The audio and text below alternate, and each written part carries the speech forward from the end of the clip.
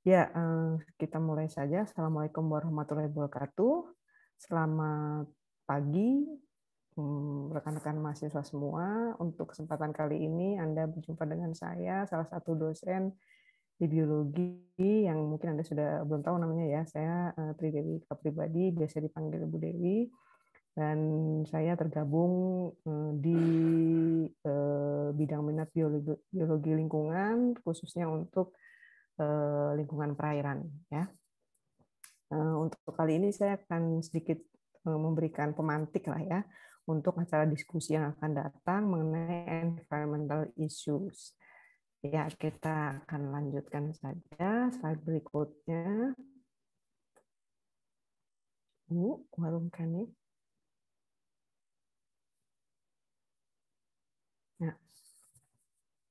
Nah, kita mulai dari definisi ya mengenai environment. Jadi environment ini definisinya ini adalah environment itu banyak definisinya, tapi ini saya ngambil dari salah satu buku yaitu environment is an ecological unit that naturally occurs on Earth in the form of soil, water, air, forest, sunlight, living things, and so on. Jadi artinya dia adalah suatu unit gitu ya yang terdiri dari berbagai komponen baik dari air, tanah, udara dan sebagainya dan membentuk suatu interaksi tersendiri gitu ya.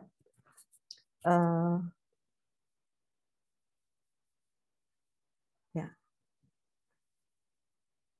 Nah, ini ada lanjutannya. Jadi kalau kita bicara mengenai environment atau lingkungan itu terdiri dari faktor biotik dan abiotik yang mungkin Anda juga sudah sering dengar. Jadi faktor biotik itu adalah hayatinya, makhluk hidupnya. Kemudian abiotik itu adalah mengenai komponen yang matinya, yang tidak hidupnya, yaitu bisa dari faktor kimianya, faktor fisikanya, yang akan membentuk interaksi antar faktor abiotik itu sendiri maupun juga membentuk interaksi antara faktor biotik dan abiotik, dan itu akan terjadi interaksinya itu di 4 area yang berbeda kalau menurut buku ini ya. Jadi itu ada di biosfer, hidrosfer, kemudian litosfer dan juga atmosfer. Ya, itu kalau Anda mendengar suara ada yang jualan sate itu ada yang lewat ya di depan rumah saya. Bapak itu merupakan bagian dari environment. Nah, kemudian pada proses yang berlangsung selama ribuan tahun, bahkan mungkin jutaan tahun, kemudian bahwa manusia itu kemudian akhirnya menyadari bahwa ada tindakan-tindakan manusia itu atau kegiatan manusia itu menimbulkan imbalance atau ketidakseimbangan dalam environment atau lingkungan yang kemudian akan memicu sebuah environmental issues. Issues itu kalau dalam bahasa Inggris itu artinya masalah ya, bukan gosip ya. Kalau kita kan dengarnya isu itu gosip gitu ya. Itu ada isu-isu, ada berita-berita, enggak, itu isu itu sebenarnya masalah ya. Jadi kemudian di bawah itu yang lebih bold itu dinyatakan bahwa environmental issues are divine atau dinyatakan sebagai problems atau masalah di planet ini, planetary system, jadi di sistem yang ada di planet ini yang muncul karena adanya campur tangan manusia atau akibat dari tindakan manusia. Nah, munculnya emerging environmental issue itu sebenarnya bisa dibilang dari adanya pergerakan manusia ya, karena jumlah populasi manusia yang terus meningkat gitu, kemudian itu berkembang, terjadi perpindahan kan ya, dari tadinya nomaden kemudian berpindah menetap kemudian meluas semakin banyak dan yang lebih utama itu disebabkan oleh adanya kegiatan industrialisasi maupun sebenarnya kegiatan non industrialisasi juga menyebabkan apa namanya environmental issue ya, seperti budidaya, kegiatan pertanian segala macam itu sebenarnya itu juga industrialisasi pertanian seperti itu juga menyebabkan apa namanya adanya masalah-masalah lingkungan. Dan ini misalnya yang ngetopnya gitu ya dulu di Amerika gitu. Ada karena adanya populasi, urbanisasi, kemudian industrialisasi yang dimulai pada tahun 1800-an ya dengan ditemukannya mesin uap oleh James Watt itu, kemudian menjadi itu yang saya merahin itu water and air pollution, artinya air dan udara kemudian jadi tercemar dengan adanya banyak-banyak pabrik, berbagai macam pabrik yang muncul yang memang sedikit membantu, enggak sedikit ya, signifikan membantu mengenai masalah lapangan kerja gitu, karena industrialisasi itu biasanya menyerap lapangan kerja yang besar, tetapi konsekuensinya adalah terjadi penurunan kualitas lingkungan, utamanya di udara dan di air gitu, sehingga itu baru terasa dari tahun 1800-an yang begitu gencarnya era industrialisasi gitu ya, 2.0, itu kemudian terjadi baru mulai disadari dampaknya itu pada tahun 1960-an itu di Amerika sana. Itu ada bukunya yang ngetop, yaitu yang memicu kesadaran itu mengenai judulnya kalau nggak salah The Silent Spring. Jadi Anda silahkan baca, cari buku itu bagus ya. Jadi pada masanya gitu, dan saya rasa masih relevan juga mungkin sekarang ya untuk kita bisa memahami bahwa sebenarnya buku Silent Spring itulah yang banyak kemudian menggugah bahwa ternyata terjadi perubahan lingkungan yang masif dan mungkin menjadi berdampak kepada kehidupan manusia yang akan datang. Bercerita mengenai musim semi yang sepi gitu, yang kupu-kupunya sedikit dan sebagainya, itu kayak gitu. Dan puncaknya di tahun 1970 itu dijadikan First Earth Day gitu. Jadi ketika United Nations Conference on Human Environment itu UN atau PBB ya, itu mengadakan conference mengenai human environment, itu diadakannya di Stockholm, Sweden pada 5 sampai 16 Juni tahun 1972 yang kemudian sangat dikenal dengan Stockholm Declaration. Itu menjadi tonggak awal kesadaran mengenai lingkungan, bagaimana lingkungan itu sebenarnya harus di upaya-upaya konservasi, reservasi, dan juga mungkin upaya pemulihan atau yang dikenal dengan restorasi dan sebagainya. Itu nanti akan lanjut lagi ya. Tapi tonggaknya adalah di tahun 72 di Sweden, Stockholm. Nah, di situ mencuatlah bahwa ternyata perlu bahwa artinya problem lingkungan itu menjadi sesuatu yang global, international gitu ya, international issue. Bahwa ternyata banyak negara-negara yang juga mengalami problem yang sama mengenai lingkungan. Sehingga kemudian dikategorikan berdasarkan ini ya, kewilayahan dikategorikan menjadi 3, yaitu isu-isu lokal, isu-isu regional, isu-isu global. Jadi kalau lokal global itu gimana, kita lihat lanjutannya. Sebenarnya dari gambarnya tadi udah kelihatan ya, kalau lokal itu kan lebih kecil, kemudian lebih regional, kemudian global. Jadi kalau lokal itu mungkin ya sangat lokal, bisa jadi dalam sebuah negara saja atau bagian dari sebuah negara saja, itu lokal banget lah gitu misalnya. Kemudian kalau regional itu biasanya menyangkut lebih dari 2 negara ya. Kalau 2 negara kan bilateral gitu.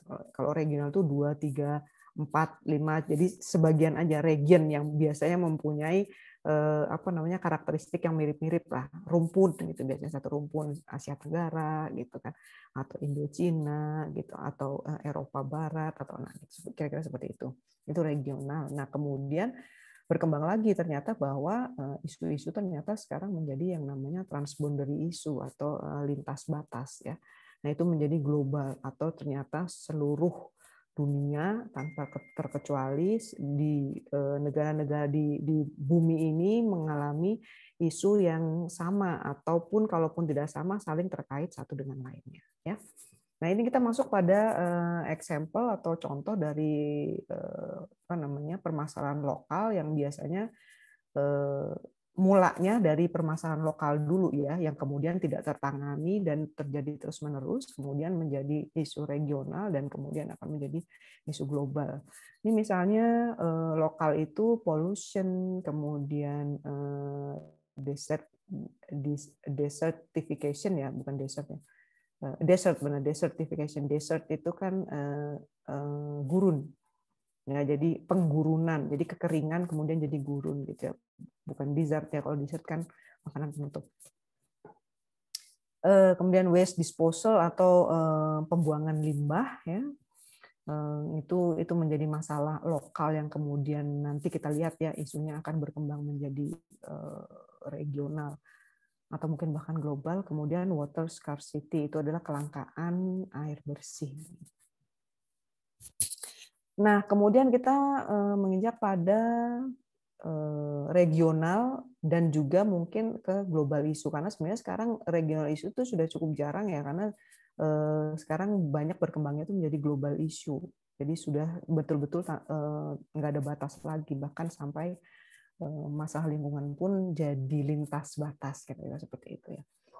Jadi misalnya hujan asam, mungkin hujan asam itu tadinya regional ya, hanya beberapa negara atau hanya lokal saja. Tetapi ketika kemudian dengan terbawa angin, dengan iklim yang berubah dan sebagainya, itu jadinya hujan asamnya jadi mana-mana kan, jadi nyebar, kira-kira seperti itu.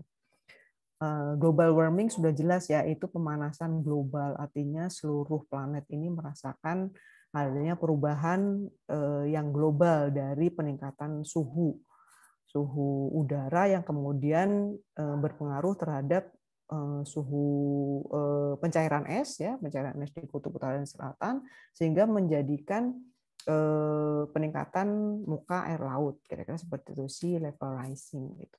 Dan juga di laut sendiri ketika suhu udara itu meningkat sekian derajat, di laut juga pasti akan terjadi peningkatan sekian derajat gitu kan, karena esnya juga sudah mulai meleleh, berarti kan dinginnya berkurang. Nah, itu menyebabkan pH itu menurun ya. Kalau suhunya meningkat, pH-nya akan menurun. Itu akan terjadi ocean acidification yang akan secara jelas itu banyak efeknya.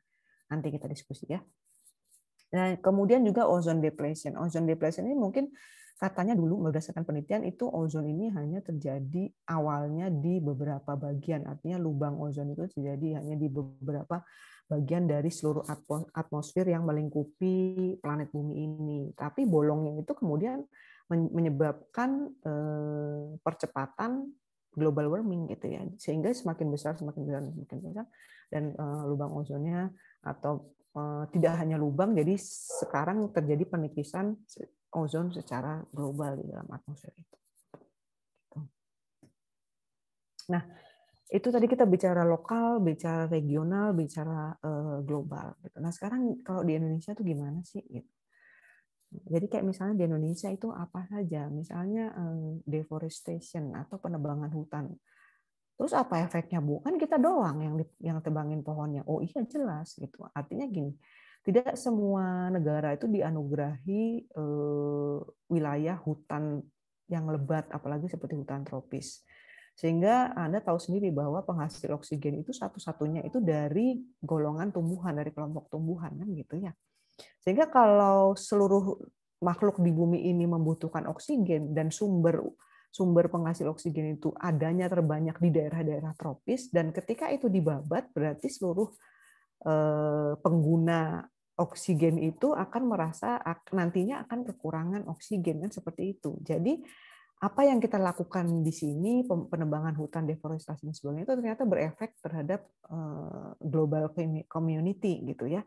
Nah, itulah yang bisa dibilang mungkin apa namanya, ke isu-isu permasalahan lingkungan yang lokal kemudian menjadi global, itu salah satunya adalah deforestasi. Kemudian water pollution, industrial household, air pollution dan sebagainya itu juga. Jadi udara itu kan nggak ada batas ya, nggak mungkin kita bikin pagar pembatas udara sampai ke atas, itu nggak mungkin. Jadi udara itu adalah suatu yang cair, begitu juga dengan apa namanya, air ya, perairan itu akan menyebar menghubungkan satu dengan lainnya, sehingga ketika terjadi permasalahan di air maupun di udara itu akan dari yang tadinya lokal pasti nanti akan berkembang jadi regional bahkan global, kira-kira seperti itu. Nah, sebenarnya sejak tahun 1960-an itu apa namanya, pemerintah Indonesia sudah apa ya, raise awareness ya, sudah apa, berusaha untuk meningkatkan kesadaran mengenai environmental problems gitu dengan berbagai cara. Namun demikian ini sepertinya juga apa namanya, mungkin percepatan raise awareness-nya ini tidak sebanding dengan percepatan kerusakan yang semakin masif gitu, kerusakan lingkungan yang semakin masif. Jadi mungkin diperlukan cara bagaimana untuk meningkatkan raise awareness itu dari mulai masyarakat, golongan umur yang paling muda sampai yang ketua, dan juga dari berbagai macam golongan kelompok masyarakat gitu, kira-kira seperti itu ya. Dan secara geografi Indonesia itu juga vulnerable gitu ya, artinya dia rentan banjir, kemudian kekeringan, dan banyak memiliki gunung berapi ya, sehingga sangat rentan tentang apa namanya, letusan gunung berapi yang menyebabkan menurunnya kualitas udara, kira-kira seperti itu.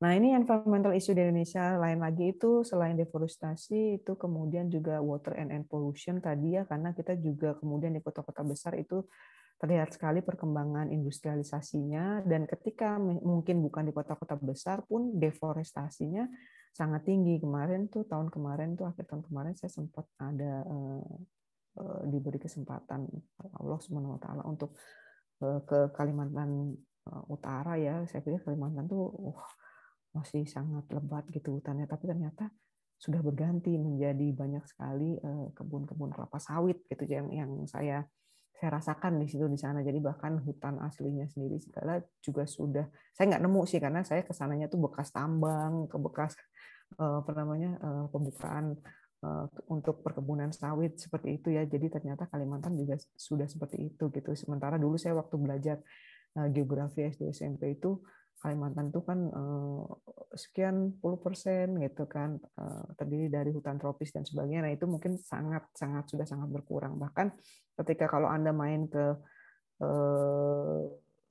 Bremerhaven ya, di kampung saya sana di Jerman, itu pernah ada museum yang tentang deforestasi itu. Jadi deforestasi paling tinggi itu adalah di Amazon di daerah Brasil, dan yang kedua adalah di Indonesia.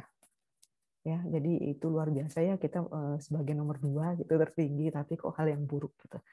Nah itu nanti Anda yang harus, generasi Anda itu nanti, dan juga saya yang bisa memperbaikinya, kira-kira seperti itu. Dan adanya apa namanya, increasing population density, jadi kepadatan populasi yang meningkat dan terkelompok-kelompok, urbanisasi, kemudian intensifikasi pertanian, kemudian eksplorasi dan eksploitasi natural resources gitu ya, terutama dari pertambangan dan sebagainya, itu sebenarnya memberikan apa ya, dampak signifikan yang mungkin tidak bisa terbalikan ya. Jadi tropical rainforest-nya menurun, biodiversitas hotspot-nya juga kemudian semakin berkurang dan sebagainya. Kira-kira seperti itu. Nah, ini kemudian environmental issue di Indonesia lagi ya. Jadi banyak sekali environmental issue yang ada di Indonesia ini yang kemudian berdampak terhadap environmental issue yang global gitu. Jadi industrialisasi terutama ya, misalnya itu, kemudian deforestasi yang jelas, kemudian penurunan, akibatnya adalah penurunan kualitas udara dan air, dan juga global, Indonesia itu berkontribusi juga terhadap global warming dengan deforestasi tadi gitu ya. Dan dengan adanya perubahan fungsi lahan itu juga menyebabkan semakin seringnya kebakaran hutan terjadi apabila kemarau panjang. Nah, itu yang saya tadi bilang adalah salah satu dari transboundary isu tadi, isu yang lintas batas, masalah lingkungan yang lintas batas ya. Jadi kebakaran hutannya adanya di daerah Sumatera dan Kalimantan, tapi kan anginnya kemana-mana ya. Jadi negara-negara yang dekat-dekat, yang anginnya nyampe bawa debunya ke sana, itu juga terdampak gitu. Dan saya juga pernah merasakan waktu itu ke Pontianak, pas ada untungnya hari terakhir saya di sana itu masih kedapatan ngerasain adanya itu kabut asap karena akibat dari kebakaran hutan. Itu seseknya luar biasa, perihnya luar biasa, dan jarak pandang benar-benar sangat pendek gitu ya. Jadi nggak kelihatan, nggak jelas gitu. Dan yang jelas sesek banget, untuk pernafasan itu cukup berbahaya. Nah, kira-kira seperti itu ya. Sebenarnya wajar juga ketika negara lain yang terdampak itu ngomel-ngomel juga gitu ya. Walaupun sebenarnya itu fenomenanya harusnya bisa. Saya kurang paham ya kalau untuk pemadamannya itu seperti apa. Apakah dengan yang seluas itu bisa dipadamkan dengan mudah atau bagaimana dan sebagainya. Dan itu juga pernah terjadi kebakaran hutan itu nggak cuma di Indonesia saja ya sebenarnya, ketika apa namanya musim kemarau di Australia itu juga sering terjadi. Tapi di Australia kan nggak ada negara tetangganya ya. Jadi kalau dia kebakaran ya udah aja ke laut gitu kan. Nanti kena angin jadi akan apa namanya terencerkan dengan sendirinya gitu oleh alam gitu. Nah, kalau Indonesia kan berbatasan deket-deket gitu dengan negara-negara lain gitu. Jadi ASEAN juga gitu. Nah, itu juga misalnya kayak di daerah Amerika yang bagian selatan itu kan juga beberapa kali karena kemarau yang panjang, kebakaran hutan dan sebagainya. Hanya mungkin memang tidak berbatasan langsung dengan negara sehingga mungkin apa namanya transboundary isunya juga tidak terlalu kental gitu. Nah, yang transboundary isu satu lagi itu mungkin yang ada contohnya adalah di Eropa. Negara di Eropa, terutama di Eropa Barat itu kan negara-negaranya banyak kecil-kecil berbatasan langsung daratan ya, dan itu mereka dilintasi oleh sungai besar yang sama, Sungai Rhine. Nah, sungai itu melintasi kalau nggak salah berapa negara itu dari mulai Eropa Barat sampai ke Eropa Timur, dan apabila terjadi ada yang ngaco gitu misalnya pencemaran di satu negara dia buang sembarangan, itu akan mengalir ke negara yang lainnya. Jadi kan kerasa sekali ya dampaknya gitu kira-kira seperti itu, sehingga mereka mengadakan seperti apa namanya perjanjian khusus gitu bahwa untuk memelihara bersama sungai yang melintasi negara-negara mereka tersebut gitu. Nah, kira-kira seperti itu, perawatannya seperti apa sih? Nah, itu ada perjanjiannya khusus. Nanti silakan aja dicari. Nah, ini juga ada ya, Indonesia itu menghasilkan emisi karbon terbesar ketiga di dunia setelah Cina dan Amerika. Indonesia nih kok kayaknya apa namanya unggul di bagian yang gini-gini terus ya dari tadi. Kira-kira seperti itu. Jadi ya kalau bisa jangan. Dan ini juga Indonesia pernah dicantumkan sebagai negara terjorok gitu ya, bersama dengan Hong Kong. Tahunnya berapa nanti kita cek lagi ya. Karena memang negaranya negara indah karena alamnya memang indah, tetapi kita mungkin bukan masyarakat, belum sampai menjadi masyarakat yang bisa memelihara keindahan tersebut gitu ya. Kita begitu joroknya buang sampah sembarangan, nggak merasa bersalah gitu kalau kita habis makan atau apapun buang, meninggalkan sampah gitu, meninggalkan jejak dengan sampah tuh saya masih melihatnya banyak sekali yang tidak merasa bersalah gitu. Nah, itu hal-hal yang kayak gitu harusnya sudah mulai merasa bersalah lah ya gitu, apalagi kalau udah di umur di atas 20 tahun ke atas tuh harusnya sudah merasa bersalah banget gitu ya, udah setua itu kok nggak ngerti juga masih meninggalkan jejak-jejak sampah di mana-mana gitu. Nah, gitu. Nah, ini yang tadi ya. Jadi bagaimana sih sebenarnya environmental problem itu dari lokal menjadi regional dan global, dan juga contoh-contohnya sudah saya sebutkan. Nah, ini kira-kira jadi ada praktis-praktis atau kegiatan-kegiatan yang sebenarnya semakin memperbesar gitu ya dari masalah lokal kemudian menjadi regional, menjadi global, kayak tadi misalnya masalah buang sampah, nggak ada kesadaran dan sebagainya, ketika sungainya mengalir ke daerah lain, nah itu jadi udah nggak lokal lagi kan, jadi masalah regional kira-kira seperti itu. Sungai tadi ya salah satu contohnya, kemudian kebakaran hutan, asapnya dan sebagainya itu, kemudian industrialisasi yang kemudian menyebar kemana-mana apabila tidak pakai penyaring dan sebagainya, kira-kira seperti itu. Dan apabila itu terjadi secara masif dan ekstensif, artinya terus-menerus, kerusakan itu bisa mengakibatkan ketidakseimbangan yang jelas ya, Jadi kalau harusnya kan seimbang, penghasil oksigennya sekian, seperti itu. Nah, tapi kemudian kan ada apa namanya, perdebatan juga ya. Kita sebagai negara-negara tropis nggak mau juga dong, mosok yang maju industrinya cuma Anda aja, terus kita suruh terus menghutan seperti ini tanpa bisa boleh maju kan gitu. Ya harus dibicarakan dong, enak aja gitu. Nah, akhirnya itu nanti akan keluar misalnya protokol Kyoto dan sebagainya, sehingga ada carbon trade dan sebagainya. Nah, seperti itu. Jadi nanti akan berkembang ke arah sana. Ya. Ini yang tadi saya bilang ya, jadi kayak misalnya kebakaran hutan itu menyebabkan dampak yang tidak hanya di Indonesia saja secara lokal, tapi juga sudah ke negara-negara yang terdekat, terutama yang berbatasan langsung, yang kena ketimpa asapnya kan, kira-kira seperti itu. Kayak aja misalnya kita rumah sebelah-sebelahan, yang sebelah dia bakar sampah, anginnya ke arah kita kan, kita juga kena kan, kena debunya juga, kena asapnya juga, kena baunya juga. Nah seperti itu kira-kira. Ya. Nah, ini juga danau juga, kemudian peristiwa misalnya fenomena eutrofikasi gitu ya, dari lokal isu kemudian menjadi berkembang menjadi regional isu dan sebagainya. Kayak misalnya gini, eutrofikasi di daerah perairan, di pesisir perairan Sumatera gitu ya, dengan pembabatan mangrove dan sebagainya, dialihfungsikan menjadi tambak dan sebagainya, itu terjadi eutrofikasi yang luar biasa masif dan ekstensif, dan kemudian akan mempengaruhi, kan itu perairan kan mengalir ya, mengalir, nggak bisa dibatasin, nggak bisa dicabut-cabutin. Kalau misalnya di daratan, di terestrial masih bisa, misalnya ada invasi spesies ya dieradikasi aja gitu. Nah kalau di perairan gimana? Ya dia lebih dinamis, jadi nggak bisa juga kalau dieradikasi dan sebagainya. Nah ini yang menyebabkan apa namanya, dari lokal ke regional itu menjadi sesuatu yang begitu cepat apabila berhubungan dengan udara dan air, dan akan menjadi masalah yang global juga gitu ya.